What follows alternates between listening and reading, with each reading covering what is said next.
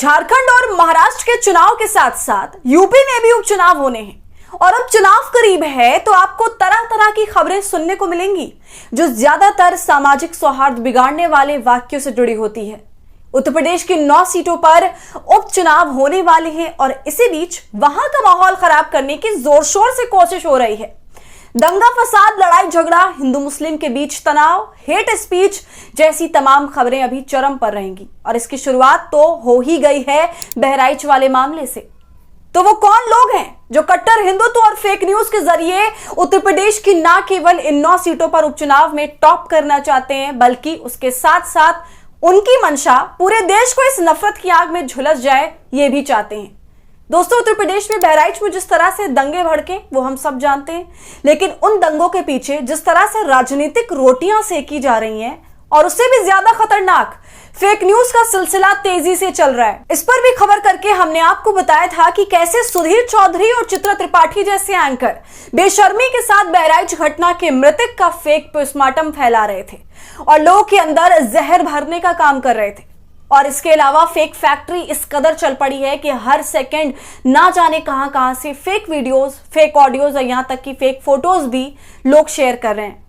दोस्तों, आपको ये सब कुछ बताने का मकसद ये था कि चुनावी माहौल है और इसमें गलत और भ्रामक खबरों की बयानबाजी का चलन अब अपने चरम पर है और ये करने में वो शख्स एक बार फिर से सुर्खियों में आ गई हैं जिसके बयान के खिलाफ एक वक्त पर भाजपा ने उसे अपनी पार्टी से निष्कासित कर दिया था। देश विदेश के नेता और दिग्गज उसके खिलाफ होकर भारत पर दबाव बना रहे थे। जी हां, वही नुपुर शर्मा जिसने नबी मोहम्मद के बारे में आपत्तिजनक टिप्पणी करी थी तो ढेरों सुर्खियां बटोरी थी और अब एक बार फिर वो अपनी जहरीली जबान और कट्टर नफरती सोच के साथ मैदान में उतर चुकी है। तो क्या है पूरा मामला और फिर से नुपुर शर्मा सियासत की सतह पर कैसे आ गई हैं और किस तरह के भाषण दे रही हैं, सब बताएंगे आपको आगे इस वीडियो में, तो वीडियो को अंत तक जरूर देखें।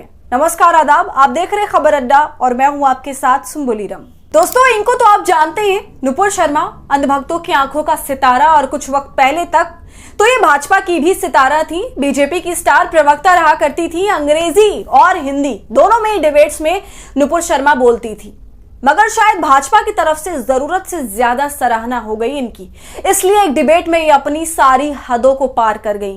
प्रॉफेट मोहम्मद पर एक बेहद ही आपत्तिजनक टिप्पणी कर दी जिसको लेकर भारत को अंतर्राष्ट्रीय स्तर पर बेइज्जती झेलनी पड़ी थी।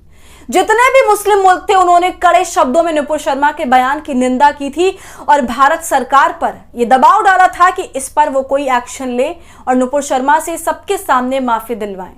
और उसके बाद भारत सरकार एक्शन में आई और ऐसा एक्शन में आई कि भाजपा ने अपनी आधिकारिक प्रवक्ता नुपुर शर्मा को दूध में से मक्खी की तरह निकालकर पार्टी से बाहर फेंक दिया। इसके बाद नुपुर शर्मा ने भाजपा की तरफ से किसी भी कार्यक्रम में, किसी भी डिबेट में बोलना छोड़ दिया, मगर अब भाजपा की तरफ से भले ही वो बयानबाजी करके फेमस ना हो पाए लेकिन खुद तो बोलकर अपना चेहरा चमका सकती हैं। जी हां, नुपुर शर्मा ने एक प्रोग्राम में एक बेहद ही आपत्तिजनक और गलत और झूठा बयान दिया और वो झूठा बयान देने के बाद उनकी ये हालत हो गई कि महज 2 घंटे बाद ही उन्हें अपने बयान से पलटना पड़ा। दोस्तों, एक सार्वजनिक कार्यक्रम में बहराइच में हुई हिंसा में मारे गए राम गोपाल मिश्रा की हत्या को लेकर नुपुर शर्मा ने खूब ऊटपटांग बातें करी जिनका सच से कोई वास्ता नहीं है। शायद नुपुर शर्मा ने भी सुधीर चौधरी और चित्रा त्रिपाठी को ही फॉलो किया था जो गलत बयानी कर रहे थे, जो झूठा दावा कर रहे थे। बिल्कुल वही बातें नुपुर शर्मा ने भी अपने भाषण में दोहराई। उन्होंने जनसभा को संबोधित करते हुए कहा कि राम गोपाल को क्रूरता से मारा गया, उसका पेट फाड़ दिया गया, 35 गोलियां मारी गई और नाखून तक उखाड़ दिए गए, आंखें फाड़ दी। इस तरह के झूठे बयान वो अच्छी खासी भीड़ के सामने धड़ल्ले से बोलती चली गई। सड़कों पे 35 गोलियां, नाखून उखाड़ दिए, पेट फाड़ दिया, आंख निकाल दी, बटेंगे तो नुपुर शर्मा का यह वीडियो सुप्रिया शनेत ने भी ट्वीट किया है और वीडियो की झलक देखकर साफ पता चल रहा है कि वो एक सार्वजनिक मंच पर खड़ी हैं, आगे भीड़ है, मंच पूरा सजा हुआ है और कुछ पत्रकारों ने यह भी लिखा है कि इस मंच में 2 राज्यपालों की भी मौजूदगी थी। तो इस हाईफाई प्रोफाइल मंच पर नुपुर शर्मा को बुलाया गया था और यहां पर दोस्तों ये सवाल उठना वाजिब है कि भाजपा की ऐसी प्रवक्ता जिसके बयान की वजह से भारत सरकार की किरकिरी हुई थी और उसके बाद भाजपा ने उसे अपनी पार्टी से निकालकर बाहर भी फेंक दिया था और अब वो भाजपा की मेंबर भी नहीं है। तो फिर किस हैसियत से नुपुर शर्मा को यहां पर बुलाया गया और मंच पर आकर उन्होंने इस तरह की गलत बयानी करी, झूठे दावे करे, झूठी पोस्टमार्टम रिपोर्ट के बारे में लोगों को बताया, उन्हें भड़काने की कोशिश करी, उनके मन में जहर घोलने की कोशिश करी। और वो भी तब जब बहराइच पुलिस ने अपने आधिकारिक ट्विटर हैंडल से साफ तौर से इस तरह की तमाम खबरों और इस पोस्टमार्टम रिपोर्ट का खंडन किया है। तो यहां पर हम भाजपा से ये सवाल करना चाहते हैं कि क्या भाजपा की ये पहले से ही नियत थी, साजिश थी कि इस तरह हम नुपुर शर्मा को बुलाकर जनता को एक समुदाय विशेष, एक पार्टी विशेष के खिलाफ भड़काएंगे?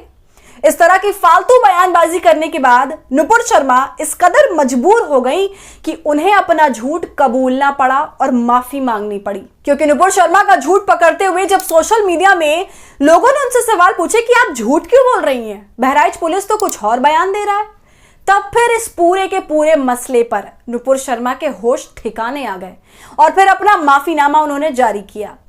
सोशल मीडिया में वो लिखती हैं कि दिवंगत राम गोपाल मिश्रा जी के बारे में मैंने जो मीडिया में सुना था वो मैंने दोहराया। मुझे पोस्टमार्टम रिपोर्ट के स्पष्टीकरण के बारे में नहीं पता था। मैं अपने शब्द वापस लेती हूं और क्षमा मांगती हूं। गलत खबरों को फैलाने का आप असर देखिए। अंत में नुपुर शर्मा ने मीडिया का ही हवाला देकर अपना पल्ला झाड़ लिया। अब ये बात तो नुपुर शर्मा ही जानती है कि पोस्टमार्टम वाली जानकारी जब उन्हें मीडिया से मिल गई तो वो जानकारी, वो खबर गलत है, इसकी क्या गारंटी है कि उन्हें ये पता नहीं चला होगा। खैर, नुपुर शर्मा ने जो बात बोली वो सार्वजनिक मंच से बोली, लोगों के बीच बोली, वहां पब्लिक मौजूद थी, पूरा का पूरा मंच था। अब उन्होंने तो वहां मौजूद जनता को भड़का दिया, उनके दिमाग में जहर तो भर दिया और कितनी सफाई से वो झूठ बोल गई और बाद में ट्वीट कर माफी मांगने का ढकोसला भी कर लिया। जैसे सभी एंकर्स और नेता प्रवक्ता झूठ और नफरत फैलाने की बात करते हैं, इस तरह से सब कुछ करने के बाद माफी मांगकर अलग हो जाना तो अब शायद मीडिया वालों और राजनीति वालों का धंधा सा ही बन गया है। देश में नफरत फैलाओ, गलत दावे करो, झूठे दावे करो और जब पकड़े जाओ तब जाकर ट्विटर पर हाजिरी दे दो अपने माफीनामे के साथ। तो देख रहे हैं आप कैसा खेल चल रहा है। नुपुर शर्मा ने ये सब सार्वजनिक मंच पर खड़े होकर बोला है, वहां पर मौजूद कितने लोगों ने उनकी ये वीडियो बनाई होगी।